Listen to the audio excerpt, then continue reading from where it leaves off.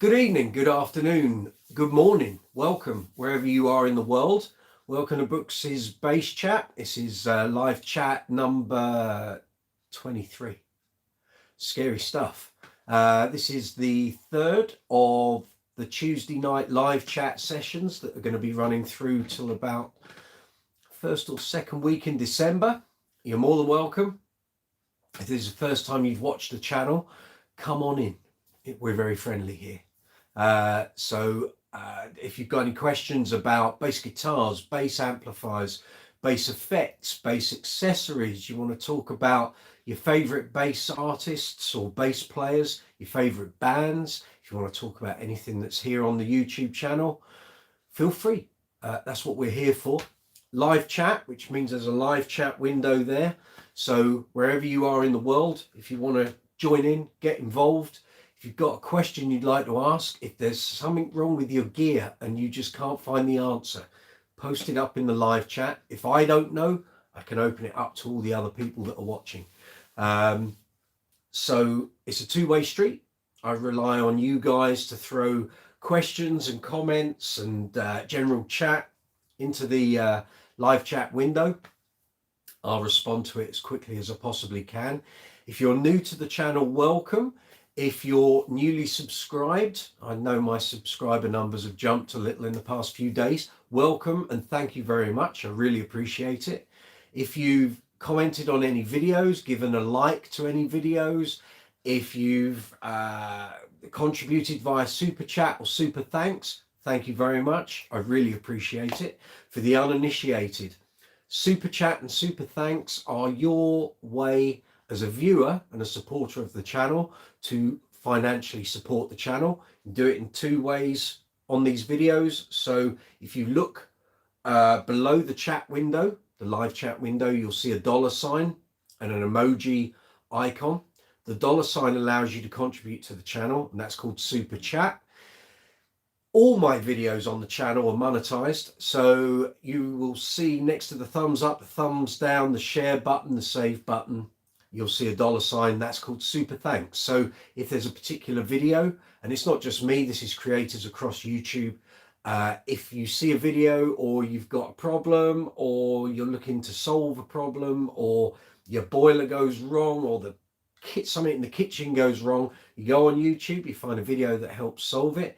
You can say thank you to the creator by clicking that super thanks button. And again, it just allows you to contribute financially to these channels, to my channel, YouTube channels out there. So if you've been contributing, thank you very much. I really appreciate it. It's across the board bass chat tonight. There's no subject or particular topic matter. So unless someone brings up a topic that we need to talk about and discuss, it's totally open. So anything that you would like to talk about that's bass related, music related, if there's something on the channel you'd like to ask me about, if you want to ask about any of the gear that's been reviewed, any of the interviews with the rich and famous glitterati of the bass world, if you'd like to, feel free. That's what we're here for. So this runs every Tuesday night at 7 o'clock UK time. If it's, well, let's think, where are we? If it was East Coast in America, you're looking probably it's 2 o'clock in the afternoon. So I'd expect most of you will be at work. On the West Coast, so Los Angeles, California, San Francisco, I'll even put my teeth in, it's becoming a recurring problem. San Francisco. Slow down your chat, Mike, they might get it. I guess it's about 11 o'clock, 11 a.m. So, if you're logging in, you're catching up with this, welcome. If you're listening to this at a later date, that's all cool, no problem. I know loads of my bass playing friends over here listen to my live chats when they're driving back from gigs late at night. Although why they're doing that, I think it would send them to sleep, but they say it keeps them sort of driving. They want to get home, so then turn it off. And yeah, so if you listen to this after the event, you can still interact, you can send comments after the event. So when the live chat finishes, obviously the live chat window closes, but you can still comment, ask me questions, what have you, via the comments section underneath here. So that's all good. I see a couple of people have replied here. Vintage Corgi, Stacey in North Carolina. Good evening. Thank you very much for attending. Lovely to see you. Texas Iguana. Howdy from Texas. Hey, welcome. Thank you. Thanks for partaking in the live chat. I hope you're well over there in the US. It's getting mighty cold over here. It's gone from summer to very cold quite rapidly. We've had a warm day today. We've been told it's going to be really cold tomorrow. So if you've got some of that Texas warm weather, enjoy it. I'd happily bottle some and bring it over if I could. So regarding what's going on the channel, so when I spoke to you all last week, there were a load of shorts going up and some long form content and the latest episodes of the bass string experiment series. Those are still going to happen. I just got broadsided by a gig last week that I had to run through sets and get some stuff together. Also had to pay a visit to Bernie Goodfellow at GB Guitars. I was picking up the White Beauty after some remedial work, and that kind of took a day out of my schedule. So new videos are going up. For the very bright and bushy tailed of you, if you're following the channel, you'll see a YouTube short went live about an hour and 20 minutes ago, which was another in the 3 Great Things series for YouTube shorts, where I will take a bass or an amp or a pedal and as much information as I can cram into 60 seconds, because that's what YouTube shorts are about, 60-second videos. And I will go through 3 of the best things about that item, whether it's a bass, an amp, or a pedal. So the one that went up an hour and 20 minutes ago was for the Betsy bass, the Guy Pratt signature Betsy bass made by the Bass Center. The Bass Center being a UK company over here, made in Korea, or at least my one is. It's possible they may have changed where they're being manufactured now.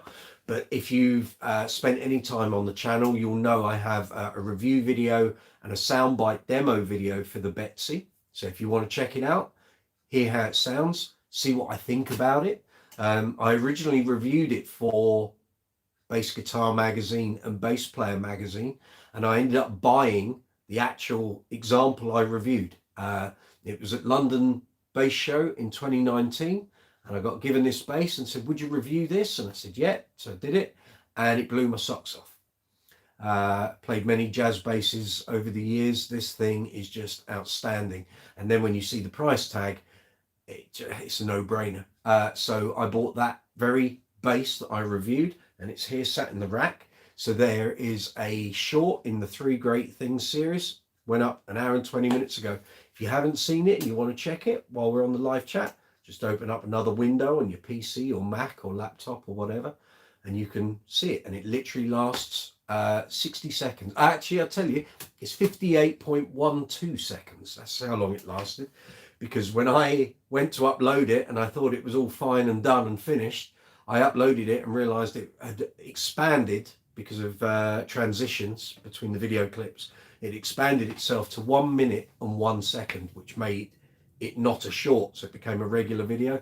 That had to get pulled back, and I had to go in and retweak it. I'd completely missed that. I'd forgotten that transitions expand the video length. So I had it down to 59.04, and it ended up expanding to 1 minute and 1. So that video's there. There will be more shorts throughout the week, and just prior to coming on this live chat, I've seen on the YouTube studio page that there is now a facility within the mobile app to create YouTube shorts from existing long form content. Now, if this is just, if you think, I don't know what the hell he's talking about, for the uninitiated, we have long form content on YouTube. So anything that's over a minute. We then have YouTube Shorts. So YouTube Shorts is YouTube's version of TikTok. So the videos are no longer than 60 seconds. And we now are being kind of, you can either set up a separate channel for your short form, or you can integrate it within your long form content. It does have a radical effect on your analytics because all these videos are short. So if someone sees or watches small amounts of clips, it suddenly pulls your viewing duration across your whole channel right down. The flip side of it is exposure is like thousands, hundreds of thousands of people. And as I'm saying this to you, I can just see my monitor screen over the top of the camera, and I can see there's suddenly been a huge spurt on that shorts video. So that's the joy of shorts, is because it's rapid fire, and it gets served up to people all over the world. So regardless of whether they're bass fans or fans of this channel, they'll get presented with the option of watching that short. So it's great for us content creators, but it does have a radical impact on your analytics. So from my point of view, the ideal way is to try and do a bit of everything. So lots of long form content. I dip my toe in the shorts water occasionally. I don't do it constantly. Some people do. They get millions and millions of views, but you don't necessarily earn anything off it. But what it does do is build your channel reasonably quickly, or it can do. It's luck of the draw. If the content you're creating is good enough and inspires people and it's what they want to see, then you'll reap the benefits.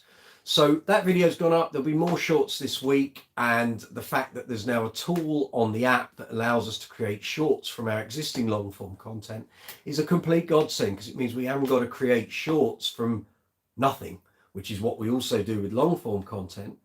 But as I'm finding doing these new shorts, they take just as long as a long form video, because the cuts are so small to fit all the information and the visuals into 60 seconds. So my day basically today has been filming, writing scripts, doing graphics, and then editing up YouTube shorts as quickly as I can and making them look as good and sound as good as I possibly can. So every day there's a new video to work on. So if you're watching these videos and you're enjoying the content, thank you very much. I really do appreciate it.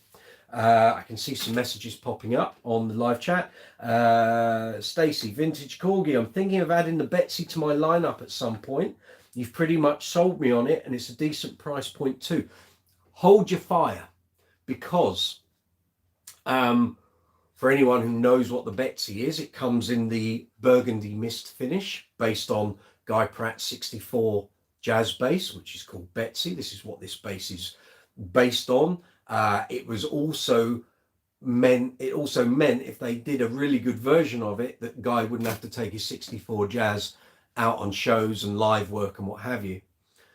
They're about to release a black version. I suspect there may also be some other colours as well in the melting pot. So if burgundy mist isn't your thing, just hold fire. The new basses will be available shortly, so I'm led to believe, because I've said to the Bass Centre I might well come and pay you a visit and check these out. So I will report back as soon as I have more news, but there are going to be some other colours. Mr. RLP, welcome. Hope you're well. I've got a Betsy and it's, I've got a Betsy and it's a keeper. Exactly what I've been saying. Sorry, that was a piece of onion. I had dinner about an hour ago, and a piece of onion just decided it was going to dislodge. Yes, the Betsy. I mean, what can I say? I reviewed it in 2019 at the Bass Show. Blown away by it. Had to buy it. Took it home. And after that show, I probably had probably close to about 45, 50 gigs between that September and the end of the year, New Year's Eve. And I must have used Betsy on about 40 of those gigs. And it was just outstanding. It actually made me sell one of my other jazz basses, because a couple of months after that, I was doing a theatre show here in the UK, which was a Jimi Hendrix theatre show. And I had a 62 reissue jazz, which had Aguilar pickups in, and it was really good. And I used it for one set, and I used Betsy for the other set, and I recorded it, audio and video. And the punch and output of Betsy just dwarfed the 62 reissue, which was indication of what the Aguilar pickups were doing. It was actually just to do tonally with what that reissue was capable of. And obviously with active EMGs, they're fairly hefty. So I ended up selling the Jazz, obviously kept the Betsy. And now that does quite a lot of gigs where I need a Jazz bass or something with that kind of single coil snap and tone. And I use it actually when I play with an Oasis tribute band here in the UK. That's the bass that goes out, and it's absolutely brutal in its delivery, but it just sounds absolutely great. Very easy to play, all the features of a Jazz you would expect. I love the bridge. They've kind of got a vintage correct bridge, and the saddle screws are straight flathead screwdriver screws. They're not Allen key, which means, I mean, I took that bass away with me recently on a show in Cyprus, and I was going through my box going, oh, I need my Allen keys for the neck and the bridge just in case I got to tweak it. And then I'd completely forgotten it was a flathead screwdriver, and it just made little adjustments really, really easy. But I can't say enough good things about it. And when you look at the price, if you want to go to the Bass Center website, I'll put a link in the description box. And I should say now, anything I refer to, there'll be links in the description box afterwards. If you want to check it out on the Bass Center website, I think the price has gone up a little. It's gone up to $645 or $649. Originally it was $599, but it's gone up a little bit, as everything in the world has. And at that price, I mean, it outclasses many a custom shop Jazz, that's for sure. But I take it, whether it's the main bass or the backup bass, I've got no qualms about anything on that bass. It just works great. Let's have a look. We've got some more messages. Stacy, vintage Corgi. How cool. RE the Betsy in black. Yeah, I mean, I don't know what the scratch plate's going to be. Maybe it's going to be black or 3-ply with white edging. We'll see. But I will report back as soon as I've seen one, gone down to the Bass Center and checked them out. I may even buy one. Let's see. Texas Iguana. Appears the Betsy doesn't come in a lefty. No. And I don't know if any of the Bass Center series do. I need to check the website. Again, I'll put a link to the basscenter.com underneath, and I'll come back to you on that. I don't think any of the Bass Center instruments come as a left. I don't think. I'd need to check, but I will come back to you and let you know.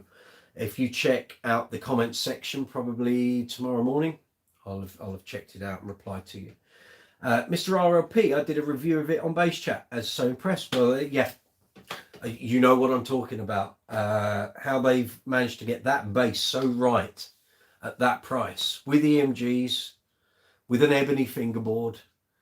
You know, there's many a thing about that bass that just ticks all the boxes. Outstanding.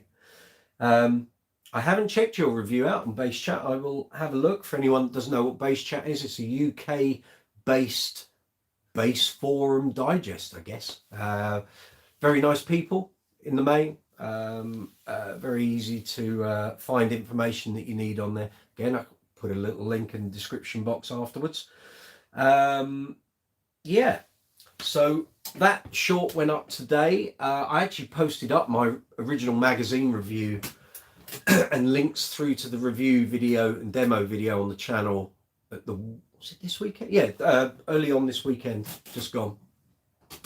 And I put those up on several bass forums on Facebook, and I put them up on the Brooks's Bass Corner Facebook page. And general response has been very good. It does seem to be a winner. Whenever I post anything up about that bass, it just flies. But there we go. You know, you can't keep a good bass down. That's what I'm saying. So there we are. So here we are, Tuesday night, 7 p.m. It is live chat number 23 here on Brooks's Bass Corner.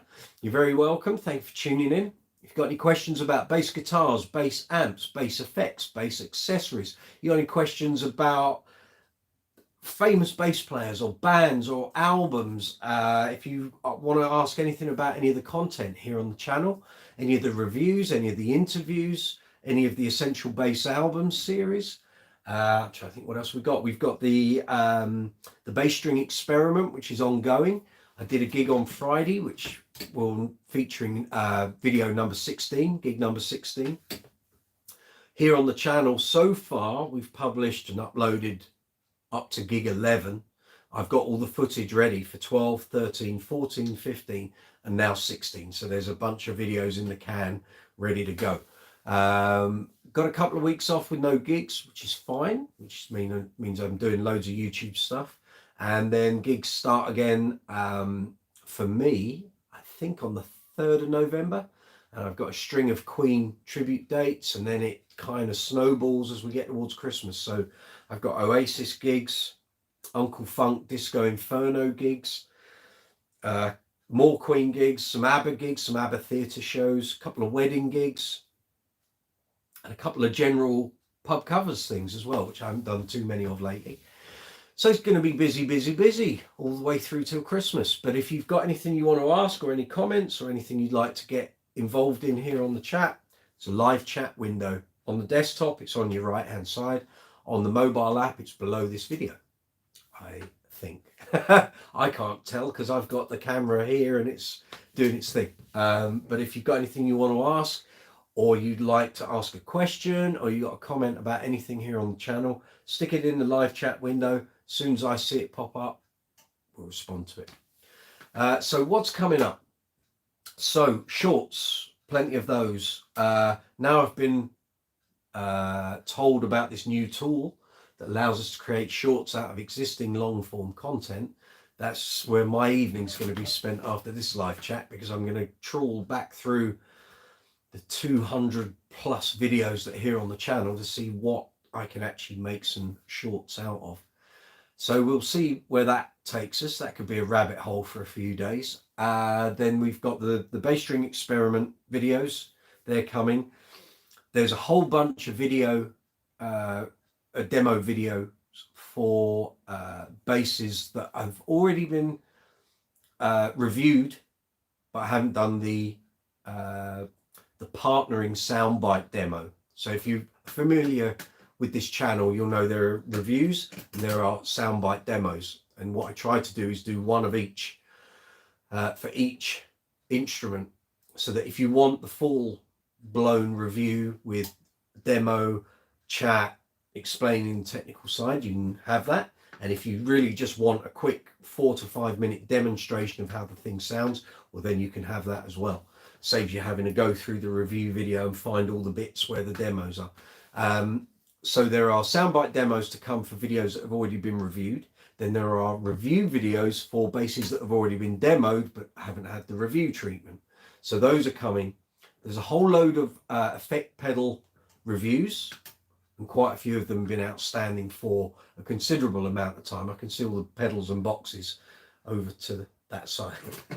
So they will be coming. If you want to see any of the pedal reviews that are already here on the channel, I'll put a link below to the effects playlist. I'll also put a link here in the top right hand corner of the screen to you, but it's my left hand side because the camera is around the so there will be a link up here for the effects playlist. I think there's probably about 12 or 13 videos in there at the moment. There haven't been any for a while. There'll be a whole load going up there very shortly. And following on from a recommendation last week on the live chat, someone asked for effects guides, or basically how to get the best out of various effects, how to get the best out of certain pedals. I'm going to do a load of that. So pedals that I already own, effects that I've already got, I'll start doing some effect guides. Hopefully that will help some of you out there. If you've got any effects that you use and you think you aren't getting the most out of them, or you'd like some pointers on maybe how to maximize the effect that effect has with certain instruments, then let me know. If I've got the instruments here, it might well be that I do effects guides and use several different popular basses, so you can hear roughly how those basses are going to sound with that pedal. If that then helps you make an educated guess as to whether it's the pedal for you or not, that's what we're here for. So that will, I think I could probably make a series out of that, and it can just be ongoing. So those will appear sooner rather than later, I would imagine, because I've now got a couple of weeks where I can kind of get my teeth into this content. There are a couple of vintage interviews from my vault that will be appearing shortly. I say vault, but I used to write for Bass Guitar Magazine and Bass Player Magazine. I have audio recordings of all the interviews that I've ever done. Some of those are already in existence here on the channel, but I've got loads still stashed away. It's just a case of having the time to get them together.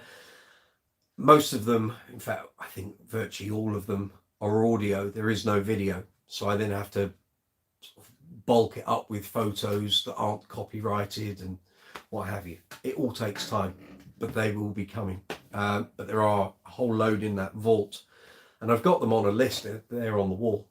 I can see them from here. It's just a case of getting them, improving the audio, doing any edits I need to do, and then getting the visuals to go with it. So those will be appearing. And then, as I intimated last week and the week before, there's a couple of big bass names who I've got interviews lined up with, but they are totally at the mercy of those bass players' diaries. So if they suddenly find they've got to go into a recording studio in LA and record with, take your pick, you know, Michael McDonald, Kenny Loggins, it might be Richard Marx, it could be Toto, it could be, yeah. So those couple of interviews, we'll just have to see if they transpire this side of Christmas, or it could be after Christmas. But I've certainly touched base with them. But as they said to me, love to do it, just a matter of time. So I said, no, I totally get it. That's usually the way. So we will see how we get on with those. But they are in the diary. They're there. I went by the dates they gave me, but we'll see if they actually happen. So there we are. So it's 7:30. Usually do an hour here on the live chat. So if you've got any questions, any comments regarding content here on the channel, anything you'd like to ask about basses, anything to do with bass reviews, if you're looking to buy a new instrument and you just don't know what to go for based on your budget, let me know if I can help, or if I can even put something forward that you hadn't even considered. The amount of times that happens, I'll get a message either on Facebook or Instagram, Twitter. It might come through the community section here on YouTube. For those that don't know, the community tab is YouTube social media. So if you want to interact with me, you can do it through the community tab. It's really quick. It's really easy. And I know loads of you out there going, what the hell is he talking about? What's the community tab? If you go to the channel, and you'll see like a tab of options. So it will say about, videos, playlists, you'll see one that says community. Click on that, you can send me messages directly. I post up on it most days, trying to make it daily. Sometimes if nothing worth interest in a post up, I won't. But I put polls on there. I give pointers about stuff that's coming up on the channel, point you towards things that I think you might be interested in, either on YouTube or elsewhere on the net. So you can certainly, anything that you think you would like to see or consider, if you're thinking of a new bass purchase, fire away. If I can help you, I'm more than happy to. The White GB, are you gigging with it? Well, here we go. I was hoping someone might ask about it. So this is, let's get rid of those. I'm looking at that. There's no camera on there, you idiot. Rotor Sound, swing bass, 66s, my strings of choice. Going through these on the bass string experiment. They're on my Status Empathy, which is there. We're at gig number 15, no, gig number 16 now. Waiting to see how long these strings last. If you haven't checked out that series, There'll be a link in the description box. In fact, I'll put one here in the top right-hand corner of the window as well. So you want to check that out. It'll take you through to the playlist. You'll be able to see a list of all the videos, up to you where you want to jump in. Right, the white GB. So, I'm sure there are many people outside the UK probably saying, what the hell is he on about, GB? So, this is GB Guitars. Let's do a full thing here. GB Guitars, owned by Bernie Goodfellow, been making basses for years. He had one of his basses featured and used at Live Aid by the bass player from the Style Council. So this is a GB Rumor. It's a 4-string. It has the very special sound to light system that GB make. It's a whole lot better than any of the others out there. And basically there's about 8, I think, presets. I can't give you a demo because I'm not plugged into an amp. I will do a demo and there will be videos up on the channel.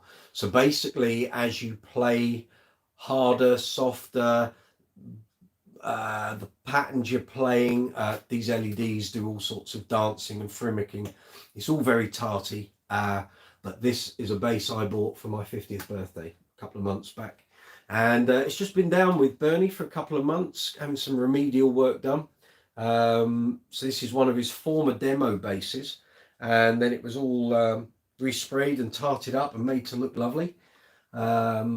I don't know how long ago, and one of his good friends bought it, and then I saw that it might be for sale, and I decided I wanted it for my 50th birthday. So here we are. It has single coils in it, jazz single coils, instead of the usual humbuckers. So it's got a load more snap and bite to it.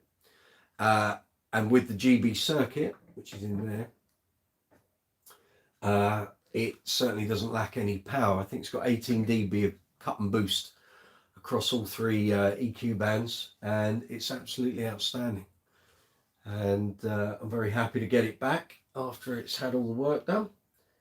And we're good to go. So yes, this has been gigged. It was gigged quite a bit after I picked it up in May, and it did a whole load of festival dates and weddings and functions and corporate events. And then the past couple of months, obviously, I've been using the Status Empathy to do the string experiment videos. But this will be coming back out into action very shortly, that's for sure. And she just plays great. I mean, really does. Quite something.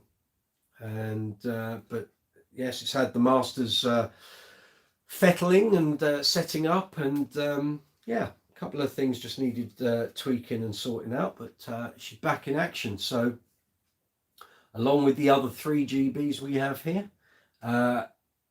it's going to get plenty of use, but it just plays great. It's really light, and yeah, so anyone who doesn't know about GB guitars, again, I'll put a link in the description box that take you through to their website. You can see their wares.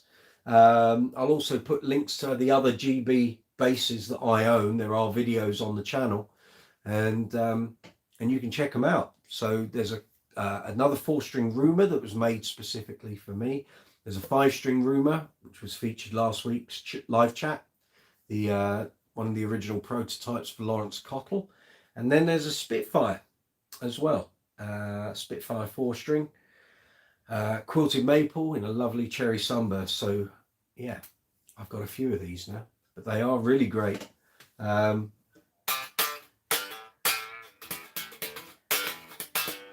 can't hear it because I'm not plugged into an amp or anything, but we'll do that another time.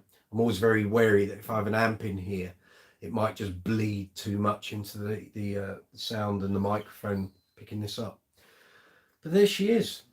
So she's back home now, and we'll be back out on gigs shortly, I would say.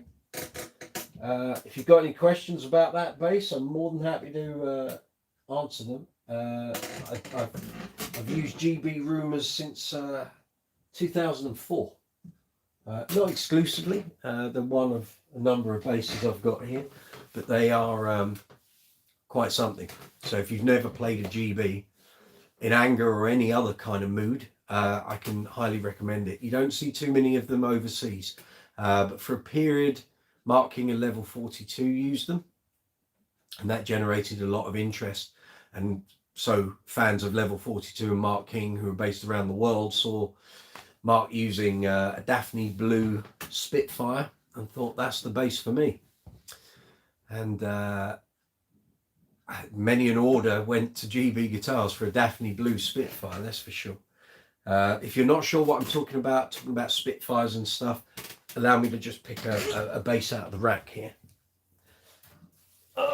So this is a Spitfire. They were originally called the GB Classics, I think. No, Standards. They were called Standards. And basically it's Bernie's take of the jazz bass, except these are humbuckers, not single coils, and it's got the same circuit as the Rumors in the back. But you'll see this bass plastered all over the channel in various pictures and thumbnails as well. I didn't have this made. This was someone else's bass, and I saw it a day or two before it got picked up, and I remember saying to Bernie at the time, I'm going to own that bass one day. And I did. 4 years later, after a couple of owners, it came up for sale, and I said, I'm having that. So there we go. So another example. So from the same maker. So very good they are too. Can feel a little long, but they're it's out of tune as well. That's no good, is it? Right, then go back in the rack then. That's a Spitfire for you.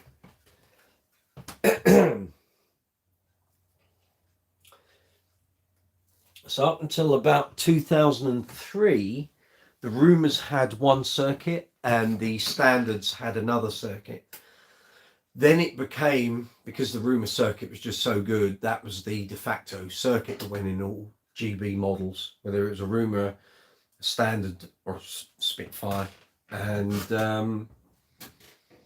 that just became the circuit. And then they went through the name change around about, I think, yeah, probably about 2002, 2003.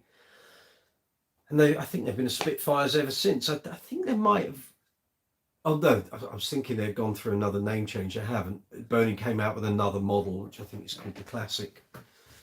But that's not that's not based on the Spitfire jazz shape. So yeah, just going to grab a quick drink.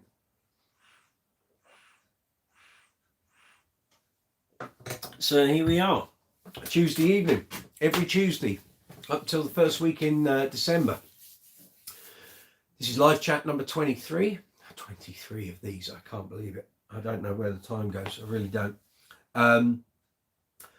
This is Brooks's Bass Corner. I'm Mike Brooks. If you've got any questions regarding basses, amplifiers, effects, bass accessories, anything here on the channel, the bass reviews, the interviews, the Essential Bass Album series, if you want to ask any questions about the Bass String Experiment series, which is still ongoing, could be ongoing up to Christmas and beyond. If those strings don't snap or the tuning stability goes, they're staying on.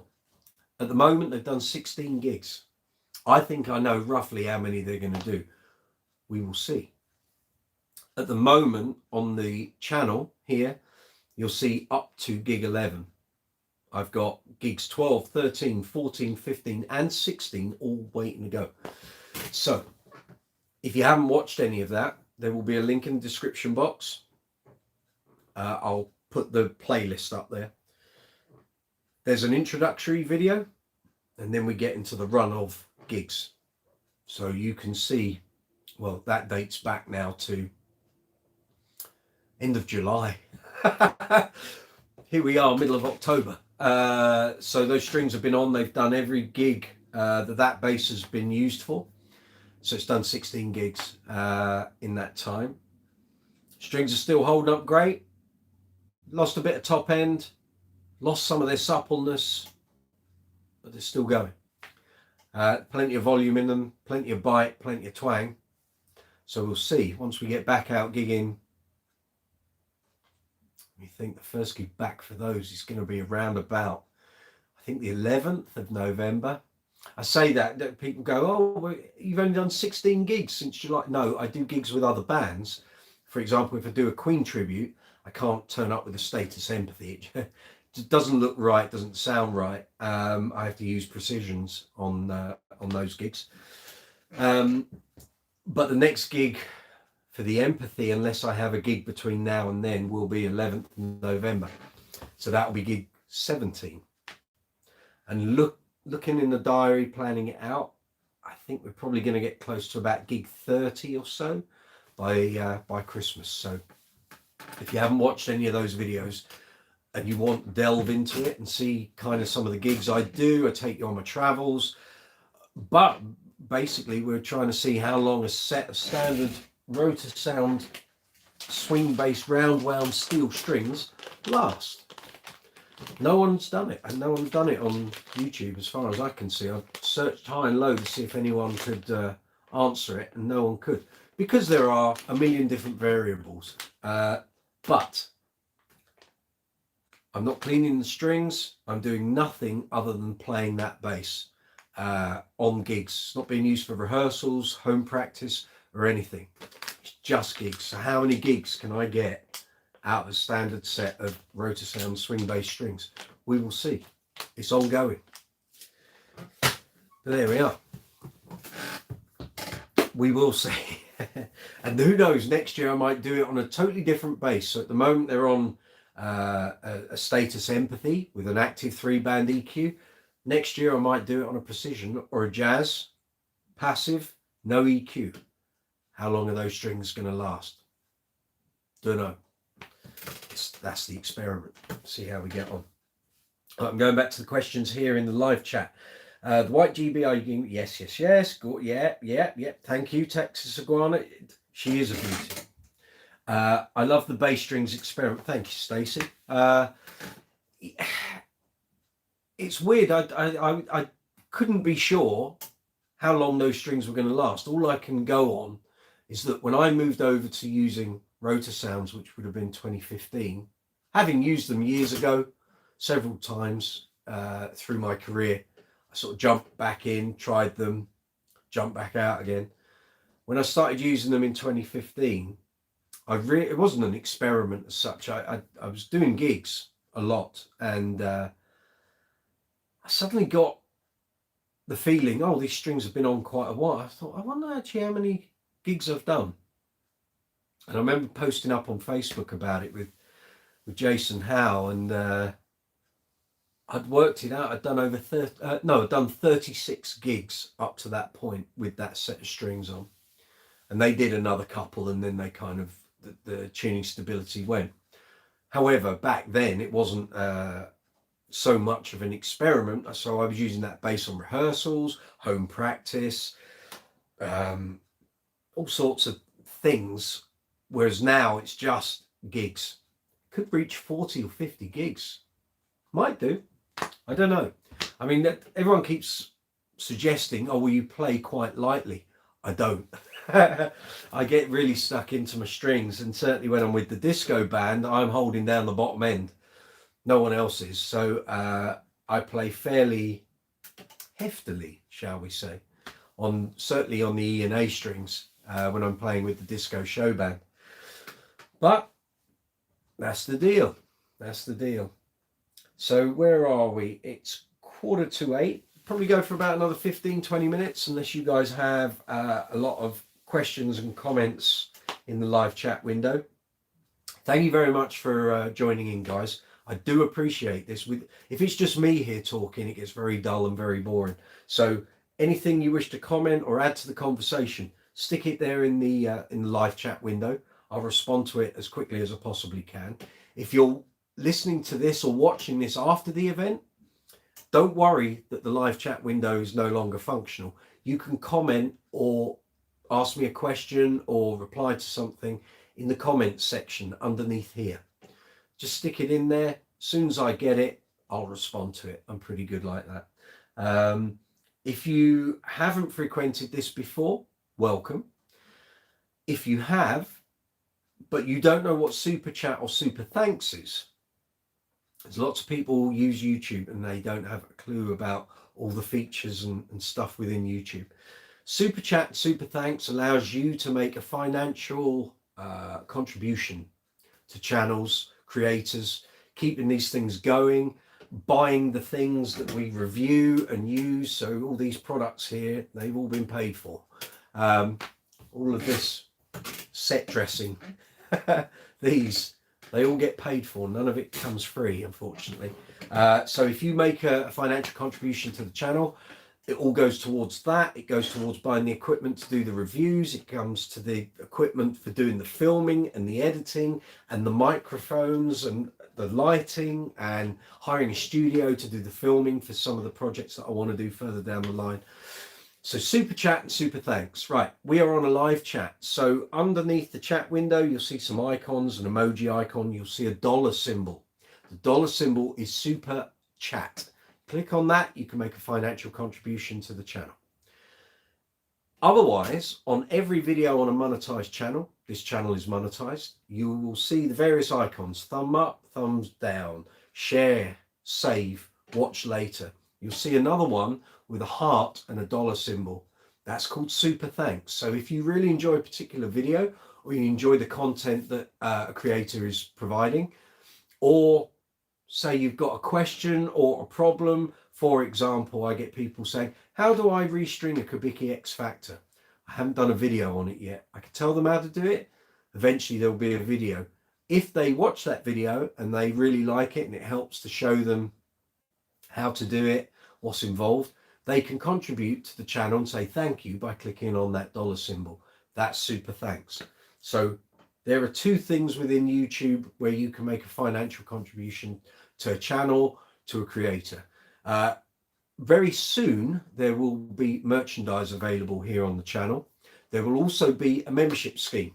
I'm just trying to finish working out what I'm going to offer in the different bands of membership. This has been ongoing for the best part of about 6 or 7 months, but because of the bass string experiment and some of the footage that's in there, in some of those videos, I needed to make that free to you lovely people out there, you viewers, but there's possibility that live footage and show footage, behind the scenes stuff, dealing with the gear, all of that stuff, that might feature in some of the membership tiers. So I'm just trying to work out exactly what's going in there. Once I've sorted it out and I know exactly what's going to be what, I will let you all know. And if you wish to go into the membership scheme, that will be an option for you. So here we go. Right, I'm up to date with everything on here. So coming up on the channel, more YouTube shorts. One went up this evening, about an hour and 20 minutes before we started at 7 o'clock. There will be a bunch more. Most of them at the moment are for a new series that I launched a week ago called 3 Great Things, where I look at a bass, an amp or an effect pedal, and I try and cram as much information into 60 seconds as I can about 3 great things about that product. So there will be a bunch more of those going up. There will be long form content this week in the form of bass string experiment videos. There will be some bass reviews and some bass demos. There's a lot to cram in a week, but we're at that point where this stuff now needs to kind of be uploaded and unleashed on you. Some vintage interviews will be coming your way over the next couple of weeks. They take a bit more time.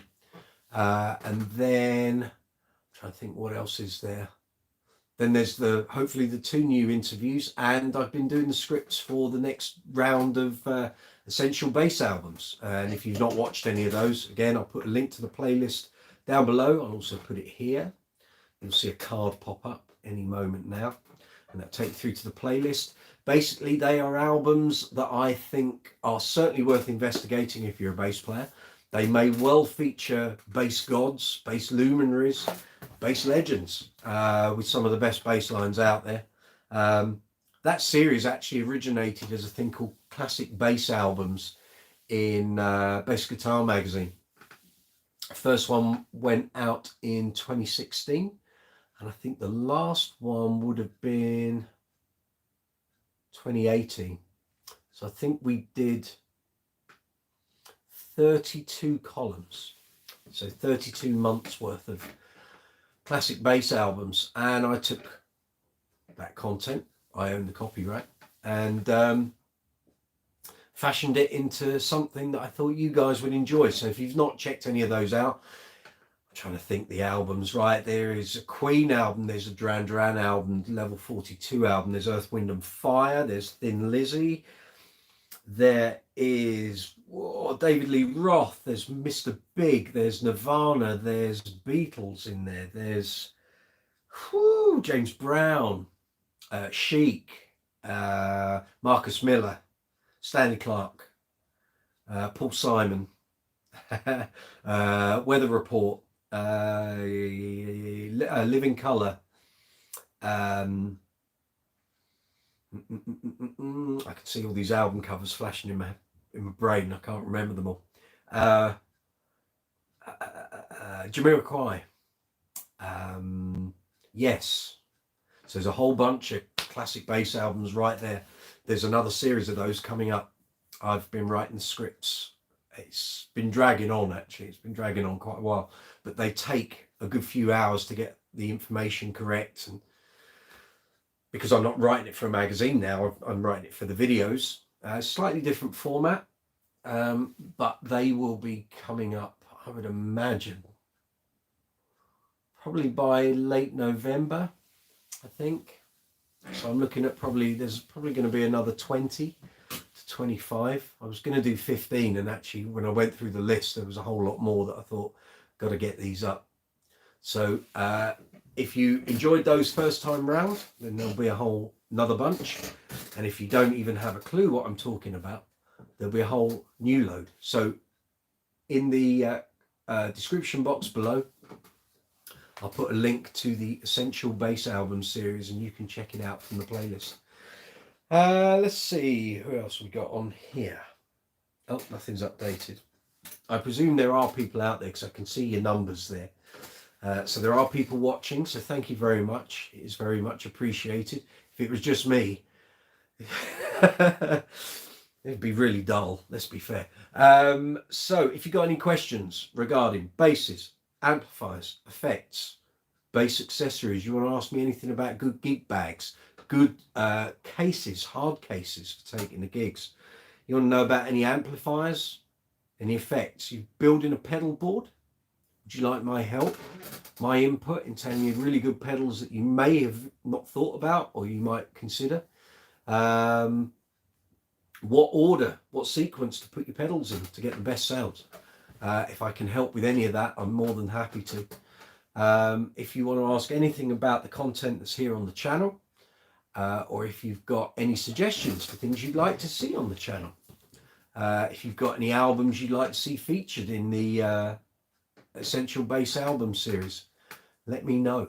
I used to get lots of messages from people saying, I really want you to cover such and such an album. And it's like, yeah, but it takes the time to write it, film it, edit it, and then get it up there. But there will be a whole load of those. It's quite a good list, I have to say. It's gone from 15 selections up to about 25, and there's some absolute crackers in there, which some potentially I should have covered first time round, but first time that I did all of those videos, we were in lockdown and I was working off the columns that had previously appeared in the magazines because that content was already written. But this time it's all from scratch, so we will see how we go. Vintage Corgi, Stacey, building a pedal board for different genres. Well, in the past, let's think, how long is that? 12, 13, 14, 15 months, as you know, I built a fairly sizable pedal train effects board for the Uncle Funk Disco Inferno show. And I then got to a point where I realized on that show, I wasn't using everything that I put on the board. I thought I would. And I found the phaser had kind of become redundant. And what I was using the phaser for was replaced by the Aguilar filter twin. That covered all of those kind of sounds I needed to get. So the phaser came off. I then realized the chorus pedal was far too aggressive sounding. Swapped that out for the Aguilar Chorusaurus.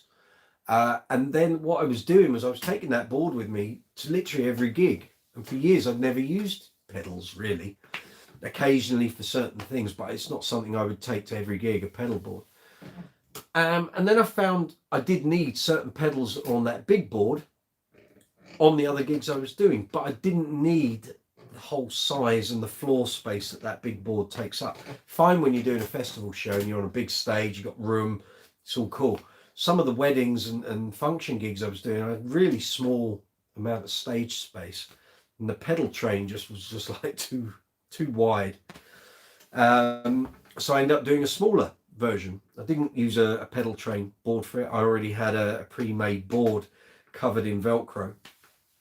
So I took, well, actually I bought double pedals. So I had a copy of the TU2 Bosch tuner, another drop pedal, Digitech drop, and octave pedal, another filter twin, and the Aguilar tone hammer, which I always have there in case the amp goes down. And on some gigs I don't even have the amp. If you followed any of the string experiment videos, you'll see I have different stuff for different gigs, different places with different bands. So I don't always use one completely.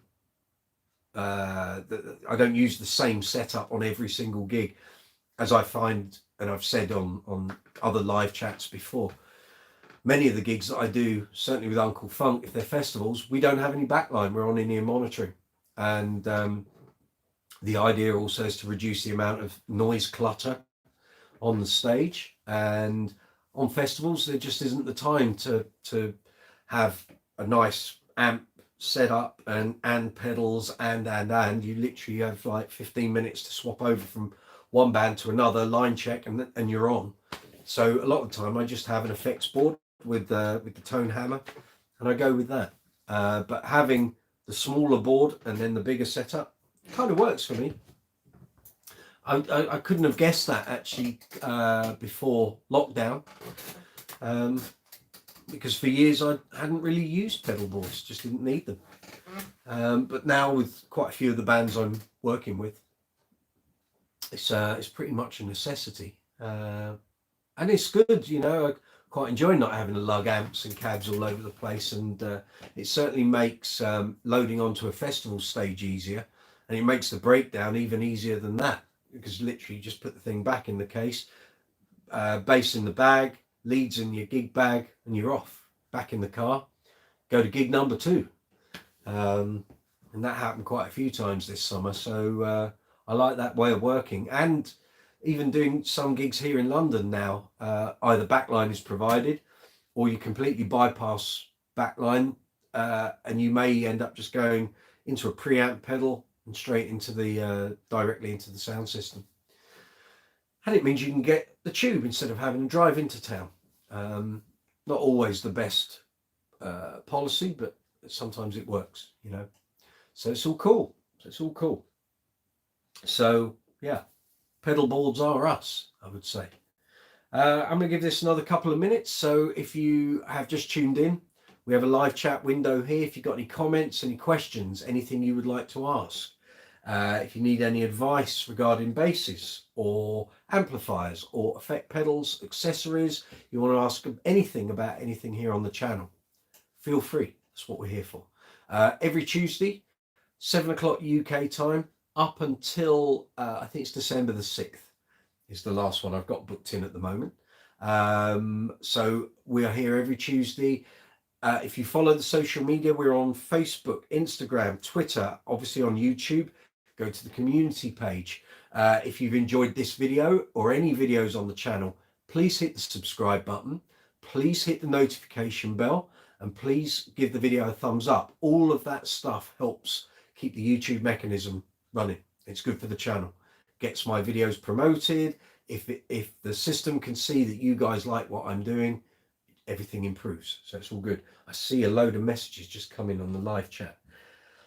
Stacy, it's really thinking about it backwards sometimes, isn't it? We're talking about pedal boards here. What weight of items do I want to have to break down at the end? It so is.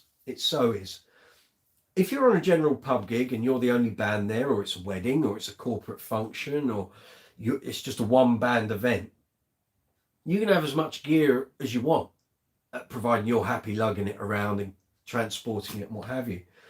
Once you get into festival mode, unless you have a crew and a technical crew that's with you, you're responsible for it. So as I learned very quickly last year, and I'm sure you'll remember this, Stacey, because the conversations we had, was that it was a rude awakening, that very first festival, and then the one after it, and a couple more after that. And I thought I had time to set up an amp and a cab and a pedal board and a wireless system and in-ears and get my iPad sorted with my mixer on. And you, mate, you're on in 3 minutes, and I didn't have my costume on. And that was a huge wake-up call. And from that point on, I looked at it objectively and thought, right, well, a lot of these gigs, there's no point even having the amp and the cab on stage because the stage is so big I can't even hear it, or I'm so far away from it, it's negligible. And with Uncle Funk's Disco Inferno, obviously we're on in-ear monitors. So once they're in, the amp and the cabinet are almost redundant. And then it was a case of, well, I'll keep the gear in the car. It's there if I need it. If there was an emergency, we've got it. Or if the monitoring went down, or if our in-ear monitoring router went down in the rack, I've still got a point of reference if there are no monitors on the stage. Thankfully, when we do a lot of the festivals, they still run a signal that we're getting in the front monitors. So if the in-ears went down or your batteries go, we've still got something. But then that started to transfer into other gigs I was doing, and I was thinking, well, you know, if you're on a really tight, cluttered stage on a wedding, if I've got in-ear monitors, I don't need the amp and the cab, really, unless the PA that we're playing through isn't hugely powerful, and in which case the on-stage amplification is reinforcing what the audience hear. But again, you suss all these things out, and you learn over time. I mean, I've learned so much over 27 years that, yeah, just little nuggets. And you just, as you get older and you don't want to be carrying loads of gear. Yeah, it might sound lovely on stage, but do I really want that at the end of the night? And some of the gigs I think I used to do, like the Roadhouse in Covent Garden, and the loading was horrific. And I used to come wading down really steep stairs with heavy bass cabs. I look back and I think, if I'd had lighter gear, I'd have a better back now. I wouldn't have so many issues. Texas Iguana. So I have 2 filters, a preamp, compression. Here, now we're getting into the gold dust. Well done, sir. Right. So I have 2 filters, a preamp, a compression pedal. I've been told the filter goes at the beginning and at the end of the chain. Okay. First thing you've got to decide is, where do you want your compression pedal? So you can either have the compression pedal early on, so like first or after your tuner. So basically that is compressing your signal before it goes through all the effects, which for some effects, like an octave pedal, that might be a bonus because it's giving it a constant linear signal. There aren't transients all over it. Alternatively, you might want it at the end of the chain, so you've done all the effects work and then it smooths it out at the end. You will, if you set your board up and do it both ways, you will hear a difference. The filters, depends what the filters are doing. Personally, the way I would have it is I would have the filters, I'd have the filters before the preamp, and then I'd have the compression pedal after the preamp. That's the way I'd do it. But again, you might find you want to do the filters into the compressor and then the compressor into the preamp. It just kind of depends what you're doing with each pedal. Because the way, so when you're going through the chain, the preceding pedal has a noticeable effect on the signal that's going to the next pedal. You have to weigh those up. What are you trying to achieve? So if you want your effects to work with a linear compressed signal, then yeah, put the compressor at the start. But if you don't, and your effects rely on dynamics, which they might do, certainly with filters, I'd go filters first, then your preamp, then the compressor at the end. That would be my take. With what I have, I've been told filter first, then compressor, then preamp. Again, depends what's happening to your signal once it leaves the board. So if that signal's then going to front of house via XLR from the preamp, then yes, you might want the compressor before the preamp. If your chain isn't going to front of house, it's just going into your amp, I'm assuming you're using an amp and a speaker as well. You might not be, you might just be using the preamp. If you were going to an amp and a speaker, I'd put the compressor after everything coming off the board. So filters, preamp, compressor, out to the rig. With what I have been told, what should be my next 2, 3 or 4 pedals for a bass player? Octave pedal, regardless. I could happily just play with a tuner and an octave pedal, really. I would highly recommend, depending on what you do, getting one of these, a Digitech Drop. Let me get there. I love this pedal. I wish I'd had it 25 years ago. It would have saved me a whole load. Oh, it's all taped up. The other one's outside. I'll put a link underneath. The Digitech Drop allows you to drop by semitones. So if I'm playing an E on the bottom E, if I turn it 1 semitone down, it will play it in E flat. I go 2 semitones, it'll play it in D. Don't have to retune anything on the bass. It's pitch shifting. Had I had that pedal, I could have used all the different basses I bought over the years for various different bands I've played in without the worry of the neck moving or the string, you know, the old banana neck. Some basses just don't take well to being tuned down, then tuned up the following day, then tuned down again. And at various points in my career where I've been playing in 2 or 3 different bands, I've had that situation where I might be in concert one night, I might be drop tone the next night, I might be then dropped semitone the next night, and the necks just go all over the shop. So had I had that pedal, I'd have been very happy. As it is, I think it's great. There will be a review video very shortly, which I've already done. It's already in the can, ready to go. The only thing I would say is that down to 4 semitones is passable. After that, on bass, it's not so great because of the frequencies you're dealing with. It sounds better on guitar. So if you've watched any YouTube videos regarding that pedal and they're playing guitar, it tracks really well with guitar keys. But on bass, after about 4 semitones, it gets a bit, it's not so great. And also, if you want to slap, or you're going to be doing a lot of slap stuff, it cuts a lot of your top end once you get past about 3 semitones. But it's great.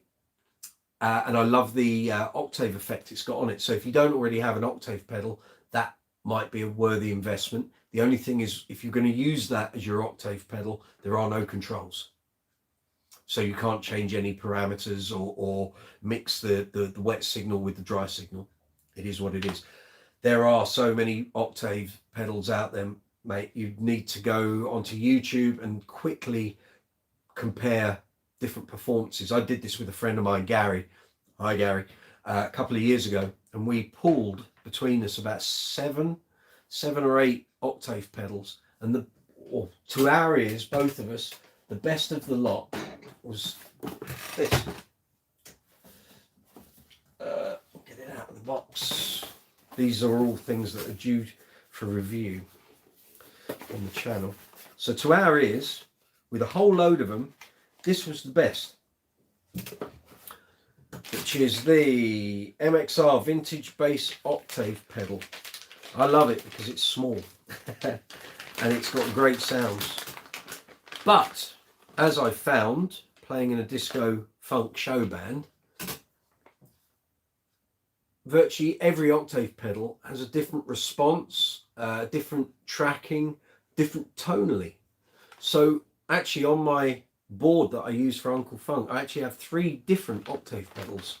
They all do different things and sound different. So I would suggest watching some YouTube videos to get an idea of what sounds you want. And then also it kind of depends what bass you use, because tracking on octave pedals can be very hit and miss depending on the bass you're using, how hot the pickups are, what the EQ on the bass is like. Some do it really well, some don't. Some work better with passive basses than active basses. The other option is to go to a store and just use every octave pedal they've got. You'll find what you want. You may find you need two to get the different sounds. But so what should be my next 2, 3 or 4 pedals? So I'd say an octave pedal, the drop pedal if you want that. Depending on what stuff you're doing, maybe a bass synth pedal. This is very good, the bass monosynth from Electro Harmonics. You might want a chorus pedal, but again, it depends what material you're doing. If you're in a rock thing, you might want a distortion pedal. I always like having a bass fuzz, because you can use it in rock stuff, you can use it in funk stuff. It kind of projects you a bit if you need it. Listen to Larry Graham, listen to Rhonda Smith when she's playing with Prince. They use fuzz really intelligently. So you don't turn it on and leave it on. It's not the sort of effect you use throughout a song. But you use it to kind of highlight a certain lick or a passage. I love bass fuzz. Great. But again, I've got like 3, 4 different bass fuzzes here because they all sound different, all do different things.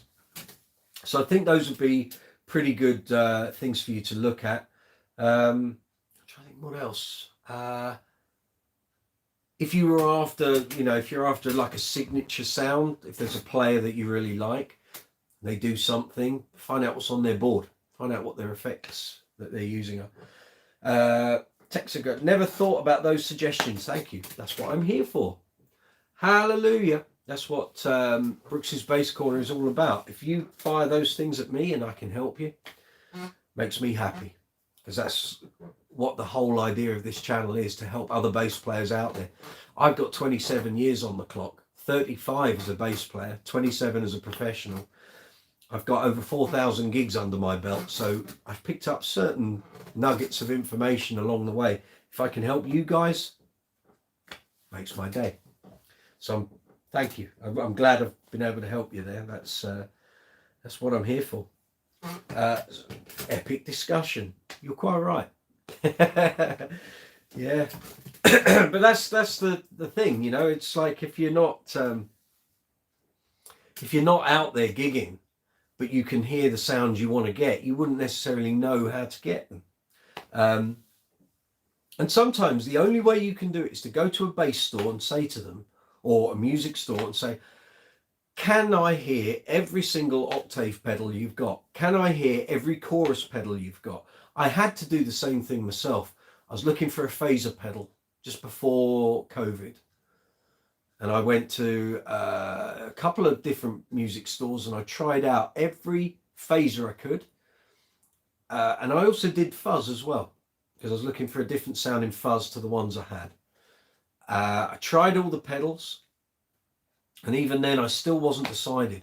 And what I ended up having to do was buy a couple. Texas Iguana. I don't believe what I'm seeing. You've just super chatted $20. Mate, thank you. If ever I can be of help, you know where I am. I've never had such a great super chat. Thank you. Oh, blown my mind. Thank you. I really appreciate that. And if you've got any more suggestions of things I can help you with in terms of videos you'd like to see, fire those in here or send them on the comments, or find me on social media, Facebook, Twitter, Instagram. If you've got ideas of videos that would help you in your effects journey, let me know. If I can sort of wrap them into the schedule, I'm happy to do that. Exactly. Wow, what a nice thing. Thank you so much. I really appreciate that. Thank you. So what was I saying? We were talking about pedals. Yes, so I ended up having to buy 3 or 4 different, there were so many good pedals, and I thought, well, that one sounds different to that, but that doesn't have the tonal options that one's got. And I ended up buying a few. And then we got hit with lockdown and COVID, so none of it got used. But what it did allow me to do, try all my different instruments through those pedals, and I can tell you, the pedal that I thought I was going to get and I thought sounded great ended up not sounding very good with the main instruments I use most of the time. So then I was thinking, well, do I want my money tied up in a pedal that is not going to get that much use? Or am I better off going for the one that sounds better for the basses that are going to be for that project? So it was the Jimi Hendrix tribute theatre show that I was doing. And so I ended up going for a different pedal. The phaser was a different thing. I went with the EBS DPhaser because it had far more options for me to play with. And using a phaser, again, depends on the bass you're using. Sometimes I have to change the bandwidth, whether I'm going low bandwidth or high bandwidth. And again, certain basses, certain strings as well can really affect that as well. So it's sometimes, you know, watching stuff on YouTube will give you a ballpark idea of what you're trying to get to. You then really need to go and physically try these. The only problem is you can't take them out on gigs and test them in that environment without buying them. And I don't want to repeat myself, but we did a live chat a while ago and I was talking about this unit here. Not sure if you can see it. Anyway, in this rack there is a PV bass Vex, and my story with the PV bass Vex, I wanted one for years. I ended up tracking one down. I bought the floor pedal controller unit for it, so I had the whole setup. I spent weeks with the manual getting all these great sounds. It sounded amazing at home. I just thought, wow, I've got all the sounds I want for all the songs I do in our set, and I've got slap sounds and I've got octave sounds, I've got chorus, a bit of distortion, got a nice octave thing there. And took it out on a gig, sound checked with it and realized I couldn't hear any of the effects. So the signal was going to the amp and the speaker. That was then DI'd through to the house system. There might have been stuff going to what the punters were hearing, so I couldn't hear any of it in the monitors. And I'm stood there, I'm playing things, I'm thinking, well, there's a flanger on that. And I'm looking at the unit, and the preset says bass flange.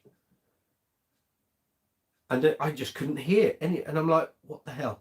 So I then had to go into the menus and I'm starting to tweak and check, and it didn't get any better. And it wasn't anything wrong with the effects unit. It was just literally the way I'd set all the effects up was completely wrong. But it was also it just wasn't working in that environment. And I think some of it was to do with the stage we were on, the room we were in, and it just soaked up loads of frequencies. But the effects were bass effects. So, you know, bottom ends were getting soaked up. Top end was disappearing. Sort of high mids would go, and it was like, I've got to bypass the effects unit and just do the gig, take it back home, we'll try again. I tried again, tinkering around with it. I just couldn't get it to be what I needed it to be. And that's the thing with effects pedals. You can hear something in a shop in that environment and you think, great, sounds amazing. Get it home, absolutely the best pedal you've ever bought. Get it on the gig and it just sucks. But that's the way it is. And I've had that. I've had it with that unit. I've had it with various pedals that everyone said, oh, you got to get this pedal. It's great. It does this, does that.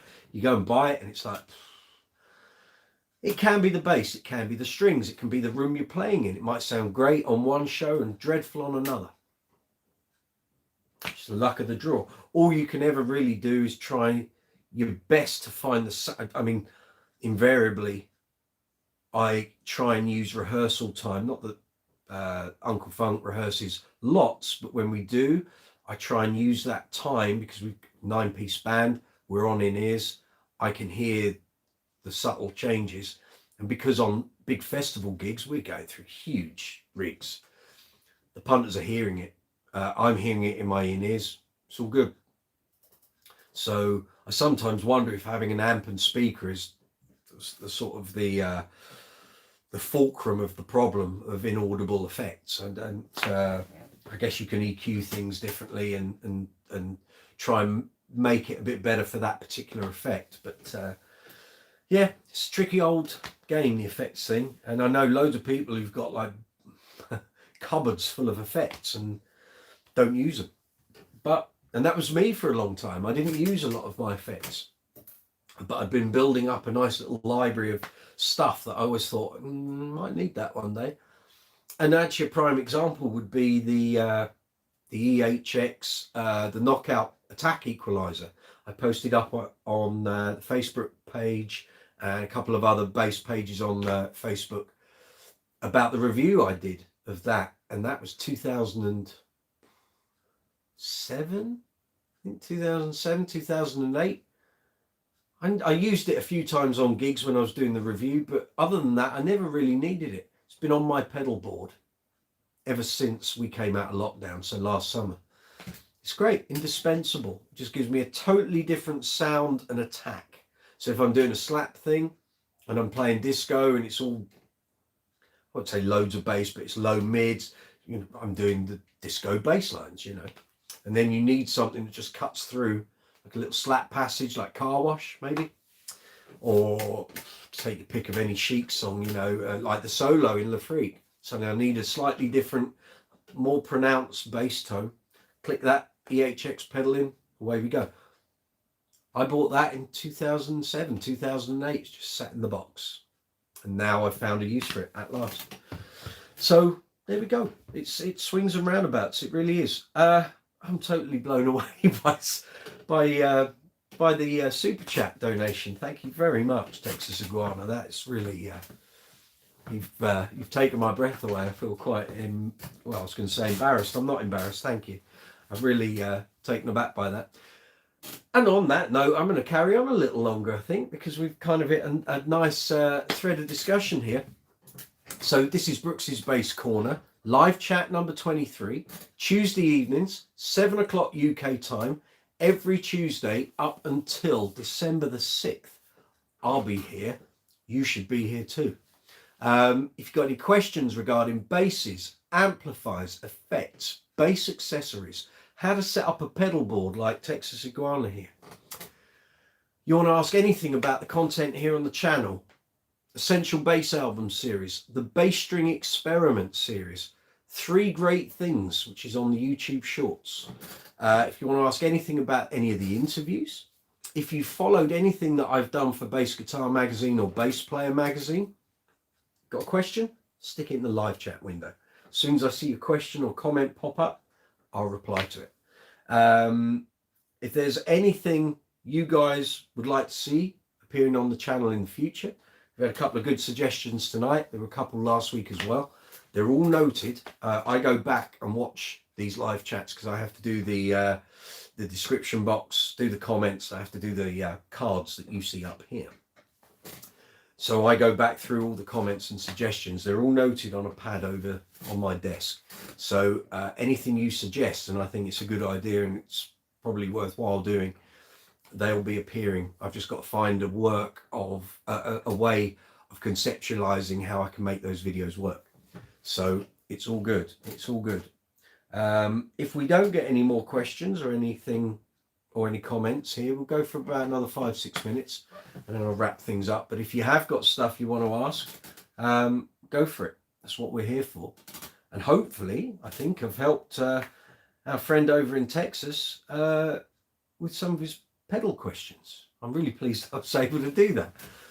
Maybe next week I'll bring the pedal board in and I'll show you what I'm doing. But just to give you an idea, this might help you out, Texas Iguana. So on my pedal board that I use for Uncle Funk's Disco Inferno, when I'm using the pedal train board, I think I'm using a Classic 2. I think it is.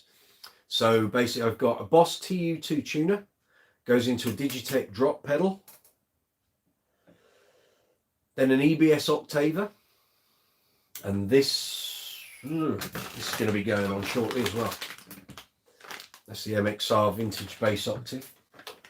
So basically I will then have 3 octaves on that board, all of which sound totally different from each other.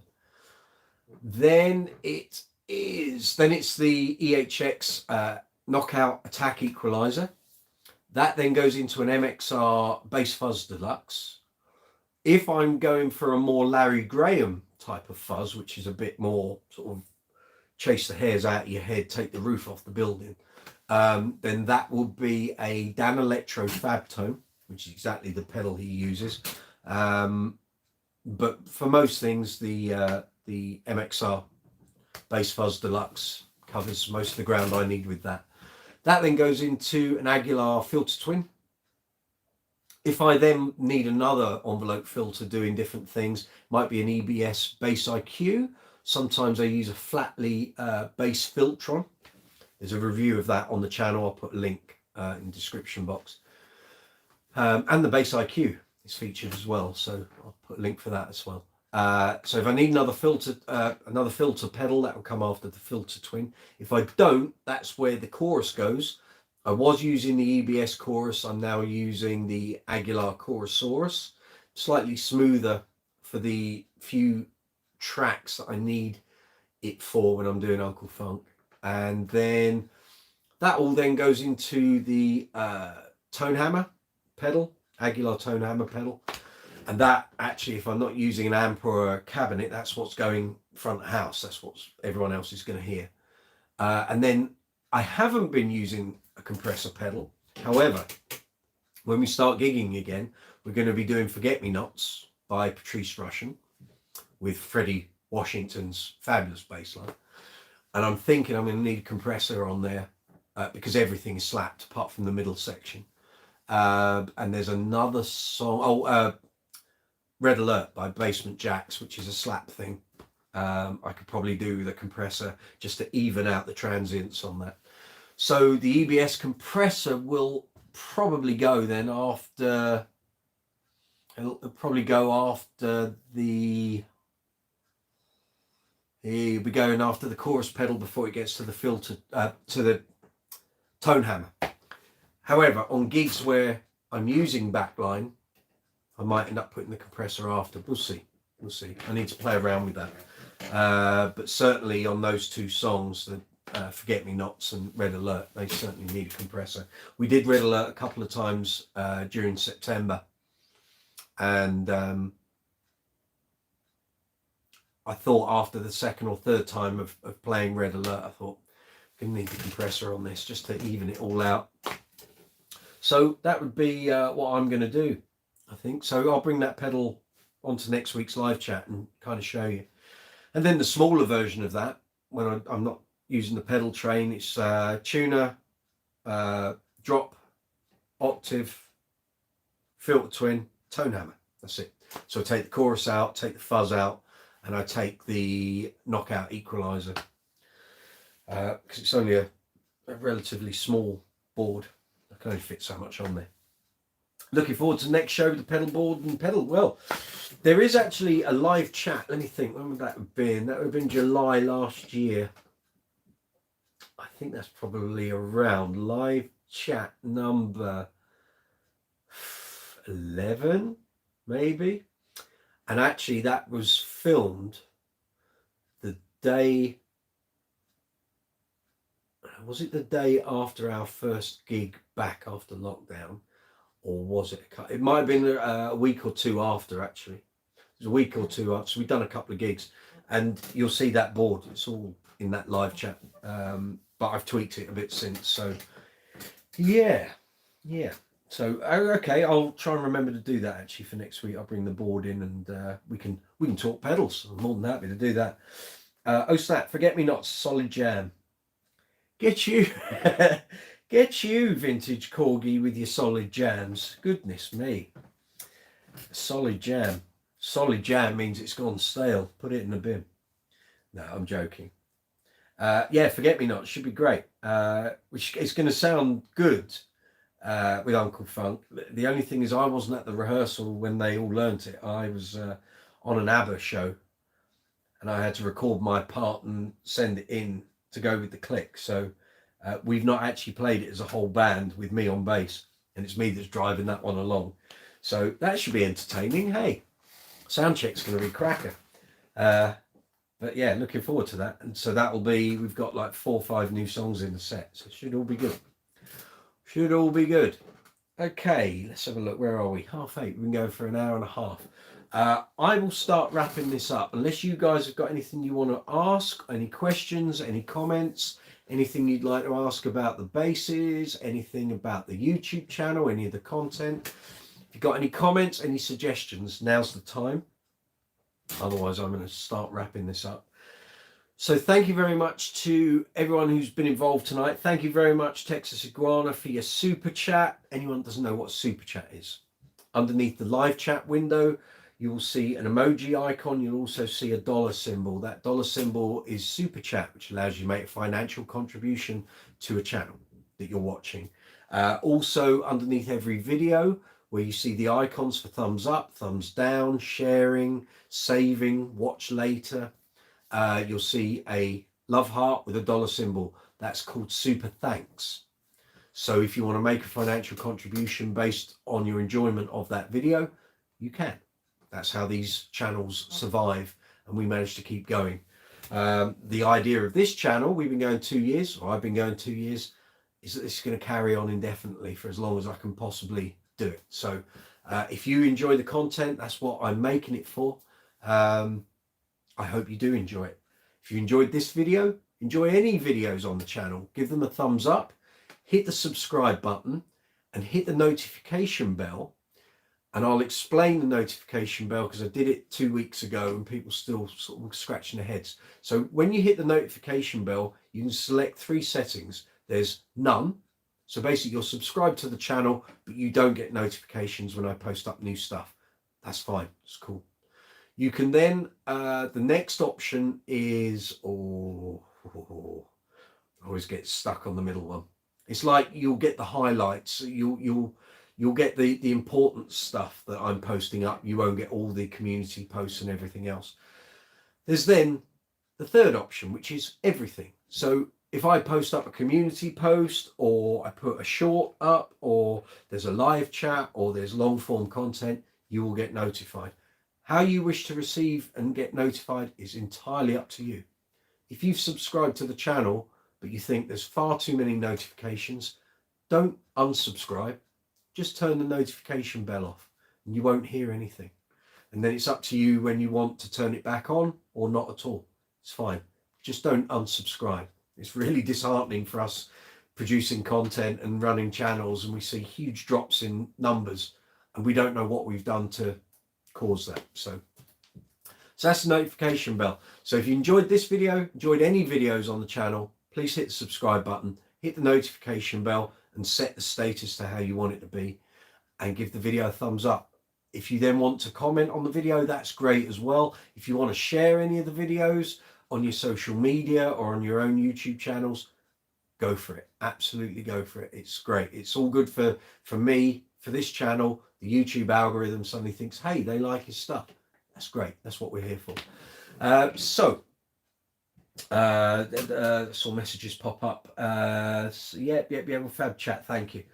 Until next episode. Lovely. Look forward to it. See you next week. I'll say now, anyone that's watching this, if you're enjoying it and you want to get involved, or you want to make sure you don't miss next week's, if you go to the videos page, you can actually click on the notify me button on next week's live chat. So it will send you a reminder next Tuesday that this live chat is coming up. So then you don't miss it. Or you can go to any of the social media that we're on, Facebook, Twitter, Instagram. There'll be links for the live chats there. Again, click on the link, it'll take you through to here on YouTube, take you through to the video. You hit the notification button and it'll notify you next week when we're ready to go. I think that's everything. I think that's everything. I've done 1 hour and 35 minutes and the voice is going a bit. So thank you very much everyone for being involved. Thank you Texas Iguana for your super thanks. I really appreciate it. That was super chat, sorry. I really appreciated that. I was a bit gobsmacked. Thank you. Next week we'll do some effects, pedal boards, anything else you guys want to talk about. If you're listening to this after the event, feel free to still comment, contribute. Doesn't matter that the live chat window is closed. You can still contact me and post up comments via the comments section. So that's all good. I'm going to love you and leave you. Have a great evening. Have a great afternoon. Great rest of your day. Wherever you are in the world, take care of yourself. Be safe. Stay healthy. See you next Tuesday, 7 o'clock here, Brooks's Bass Corner. Take it easy. All the best. Bye.